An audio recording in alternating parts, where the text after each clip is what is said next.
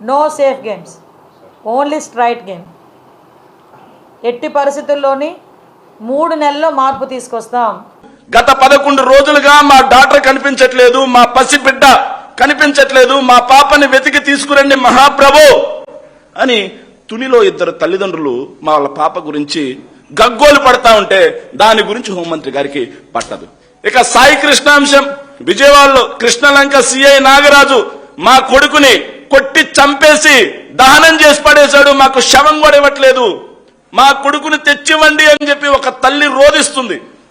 మా కొడుకుని బ్రతికినైనా సరే లేకపోతే మృతదేహంగా అయినా తెచ్చిండయ్యా అని ఒక తల్లి రోధిస్తుంటే హోంమంత్రి గారికి పట్టట్లేదు. ఇంకోవైపు చూస్తే పక్కనే దెందులూరు ఎమ్మెల్యే వాళ్ళ పార్టీకి చెందినటువంటి సింపటైజర్ ఒక అడ్వకేట్ మీద వాళ్ళ ఇంటి మీద అర్ధరాత్రి ఒక రౌడీలా ఒక గూండాలా దూరి దౌర్జన్యం చేస్తా ఉన్నా సరే హోంమంత్రి గారికి పట్టదు. తెలుగుదేశం పార్టీ కూటమిలో ఏ ఒక్కరికి పట్టదు.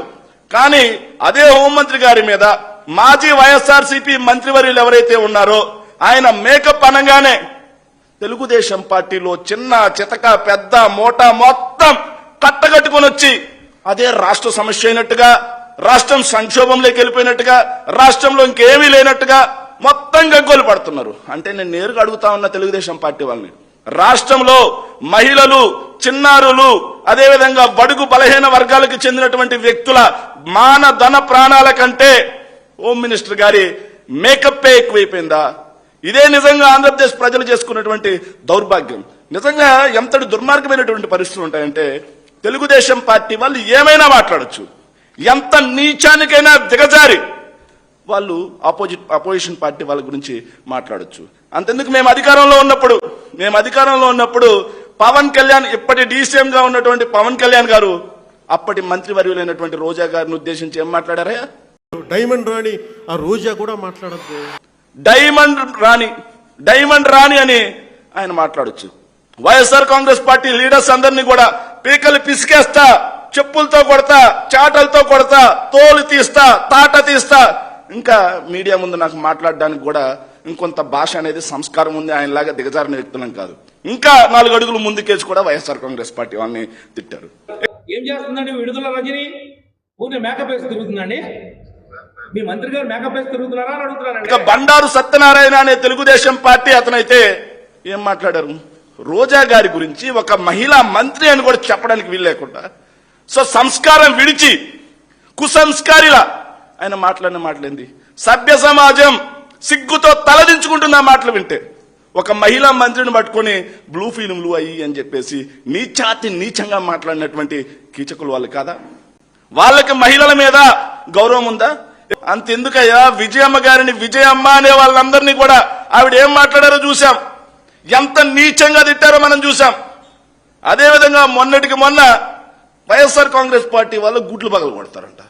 ఆవిడకి హోంమంత్రి ఇచ్చింది గుడ్లు పగలు కొట్టడానికా, లేకపోతే రాష్ట్రంలో శాంతి భద్రతలు ఏవైతే ఉన్నాయో లా అండ్ ఆర్డర్ని కాపాడడానికా అని అడుగుతా ఉన్నాం నేరుగా. దానికి సమాధానం చెప్పకుండా ఈ రోజు వచ్చి ఈ మాటలన్నీ మాట్లాడుతూ ఉన్నారు. రాష్ట్రంలో ఈ రోజు శాంతి భద్రతల పరిస్థితి ఉందో మనం గమనిస్తా ఉన్నాం.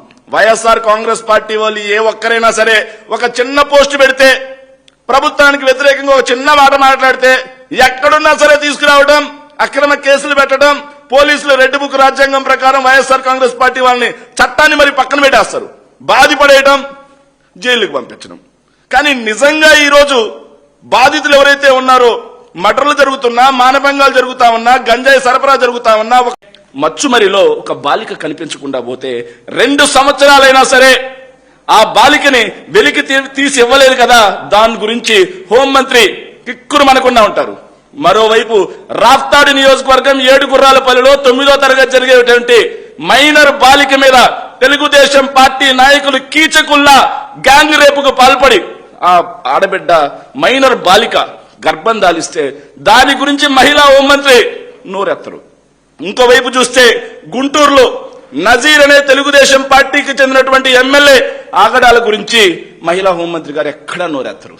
ఇంకోవైపు చూస్తే కూన రవికుమార్ విద్యాబుద్ధులు నేర్పించేటువంటి ఒక మహిళా లెక్చరర్ ని కీచకుల్లా చెరబెట్టాలని చూశారు అని చెప్పి ఆ మహిళా లెక్చరరే నేరుగా ఆత్మహత్యకు పాల్పడే పరిస్థితికి వచ్చినా సరే ఆత్మహత్య యత్నం కూడా జరిగింది, ఆవిడ స్టేట్మెంట్ ఉన్నా సరే దాని మీద మహిళా హోంమంత్రి గారు ఎక్కడా మాట్లాడరు. జనసేన పార్టీకి చెందినటువంటి అరవ శ్రీధర్ ఆగడాల గురించి కథలుగా ఇరు తెలుగు రాష్ట్రాల్లో వైరల్ అయినటువంటి సంగతి కూడా చూసాం. ఆ మహిళ నేరుగా బయటకు వచ్చి అయ్యా నా పరిస్థితి అని చెప్పుకుంటే తిరిగి ఆ మహిళ మీద జనసేన పార్టీకి చెందినటువంటి గూండాలు ఆవిడ మీద బహిరంగంగా సభ్య సమాజం చూస్తూ ఉండగా దాడి చేసినా సరే హోంమంత్రి గారు ఏమీ పట్టదు. రాష్ట్రంలో శాంతి భద్రతలు ఏ స్థాయిలో ఉన్నాయనడానికి అసెంబ్లీ సాక్షిగా వైఎస్ఆర్ కాంగ్రెస్ పార్టీకి చెందినటువంటి దాసరి సుధా, తాటిపర్తి చంద్రశేఖర్ గారు, విరూపాక్షి, మిస్టర్ విశ్వరాజ్ గారు అడిగిన ప్రశ్నకు సమాధానంగా నాడు హోంమంత్రి గారు ఒక సమాధానం ఇచ్చారు. వాళ్ళ మొదటి 8 నెలల్లోనే 16,809 ఆడబిడ్డల మీద అఘాయిత్యాలు జరిగాయి అని. అంటే గంటకి 3 ఆడబిడ్డల మీద మహిళా హోంమంత్రి గారి ఏలుబడిలో గంటకు 3 ఆడబిడ్డల మీద అఘాయిత్యాలు జరుగుతున్నాయి అని చెప్పి హోంమంత్రి గారే అసెంబ్లీ సాక్షిగా మనకి రికార్డు చూపినటువంటి దారుణమైన పరిస్థితి చూసాం. ఎక్కడా కూడా శాంతి భద్రతలు అనేవి లేవు. వీటి గురించి అడిగితే ఇప్పుడు డైవర్ట్ చేయడం కోసం మళ్ళీ మాజీ మంత్రి అయినటువంటి అమర్నాథ్ గారి మీద వీళ్ళు వ్యక్తిత్వ హననానికి పాల్పడుతున్నారంటే రాష్ట్రంలో ఒకవైపు మీడియా, బలమైన మీడియా ఉంది. సో 500కు పైగా యూట్యూబ్ ఛానల్కి డబ్బులు ఇచ్చి పోషిస్తున్నాం. పెయిడ్ ₹7 ఎల్లో బ్యాచ్ అయినటువంటి ఐటీడీపీ ఉంది అని చెప్పేసి వాళ్ళు చేసేటువంటి తప్పుడు ప్రచారం ఇంకెన్నాళ్ళు కొనసాగదు. రాష్ట్ర ప్రజలందరూ విఘ్నులు గమనిస్తున్నారు. మొత్తం సరైన సమయంలో చంద్రబాబు నాయుడు గారి యొక్క దాష్టిక కీచక పాలనకి చరమగీతం పాడుతారు అని చెప్పి ఈ సందర్భంగా మనం చేసుకున్నాం.